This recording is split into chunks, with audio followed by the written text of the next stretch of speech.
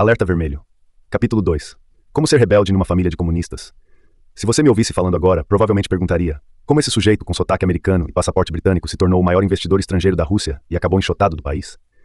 É uma longa história que obviamente começou nos Estados Unidos, em uma família americana fora dos padrões. Meu avô, Earl Browder, era um organizador de sindicatos nascido em Wichita, Kansas. Era tão bom no que fazia que os comunistas descobriram seus talentos e o convidaram para ir para a União Soviética, em 1926. Pouco depois de chegar lá, ele fez o que a maioria dos homens americanos ativos e cheios de autoconfiança fazem em Moscou. Conheceu uma russa muito bonita. Seu nome era Raisa Berkman, uma das primeiras mulheres a exercer a advocacia no país. Os dois se apaixonaram e se casaram. Acabariam tendo 3 filhos homens, o primeiro dos quais foi meu pai, Félix, que nasceu na capital russa em julho de 1927. Em 1932, Earl voltou para os Estados Unidos, instalou-se com a família em Yonkers, no estado de Nova York, e se tornou o dirigente máximo do Partido Comunista Americano. Pela chapa comunista, ele concorreu 2 vezes em 1936 e 1940 à presidência do país. Apesar de só ter recebido aproximadamente 80 mil votos em cada eleição, sua candidatura se concentrou na era da Grande Depressão, nas insuficiências e fraquezas do capitalismo, forçando todos os atores políticos a redirecionar seus programas políticos para a esquerda. Ele era tão eficaz que foi capa da revista Time em 1938, com a legenda Camarada Earl Browder. Essa mesma eficácia provocou a ira do presidente Roosevelt. Em 1941, depois de ser preso e condenado por fraude de passaporte, meu avô começou a cumprir pena de 4 anos na Penitenciária Federal de Atlanta, no estado da Geórgia.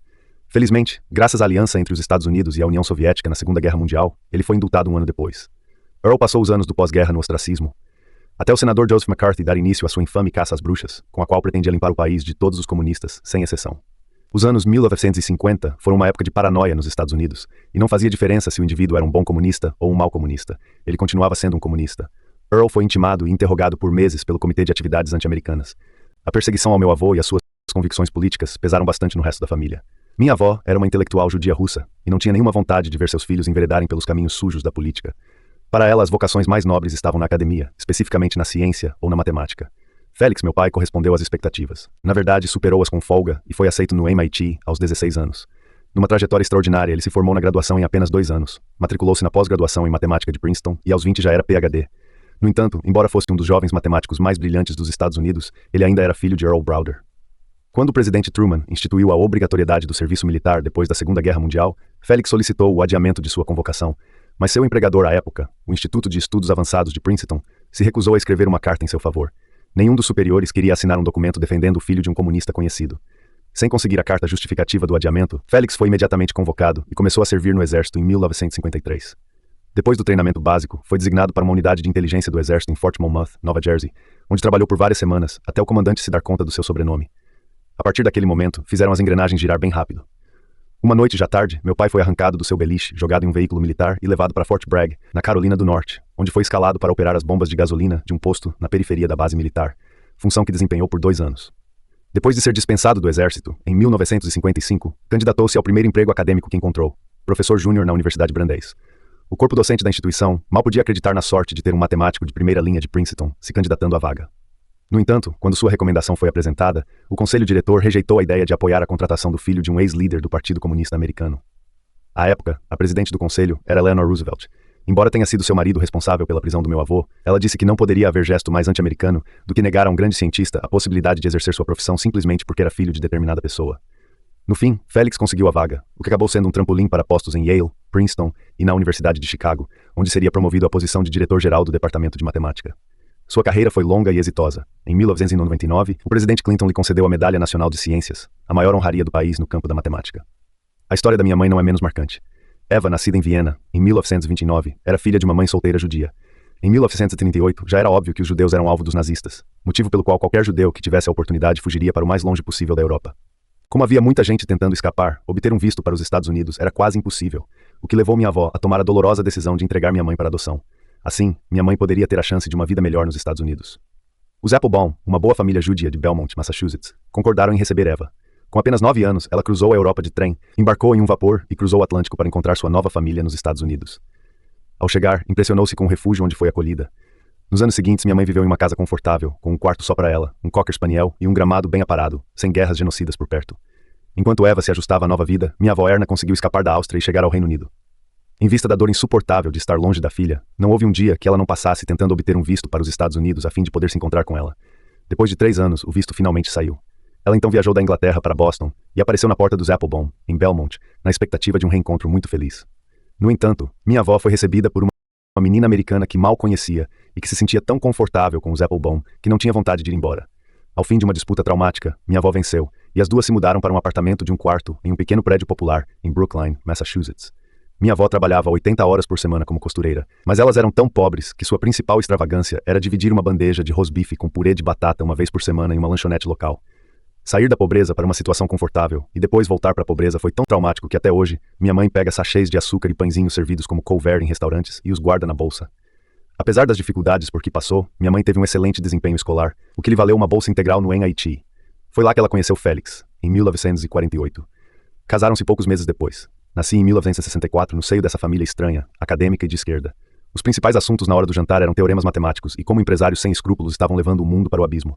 Meu irmão mais velho, Thomas, seguiu os passos do meu pai e entrou na Universidade de Chicago, com apenas 15 anos. Graduou-se em física, formado com louvor, claro, e foi direto em busca do PhD, aos 19 anos. Ele é hoje um dos mais importantes físicos especializados em partículas do mundo. Eu, por outro lado, enveredei para a extremidade oposta do espectro acadêmico. Quando eu tinha 12 anos, meus pais anunciaram que iriam tirar um ano sabático e me deram as seguintes alternativas: ir com eles ou estudar no colégio interno. Escolhi a segunda opção. Sentindo-se culpada, minha mãe permitiu que eu escolhesse a escola. Como eu estava mais interessado em esquiar do que em estudar, procurei escolas próximas a estações de esqui. Encontrei uma bem pequena, chamada Whiteman School, localizada em Steamboat Springs, Colorado. Meus pais estavam tão envolvidos no seu mundo acadêmico que nem se deram o trabalho de levantar mais informações sobre a escola. Se tivessem feito isso, teriam descoberto que naquela época, a Whiteman não era nada cuidadosa no seu processo seletivo e atraía um grande número de alunos problema, jovens que tinham sido expulsos de outras escolas ou que tinham problemas com a justiça. Para poder me matricular nesse colégio interno, tive que pular o 9º ano.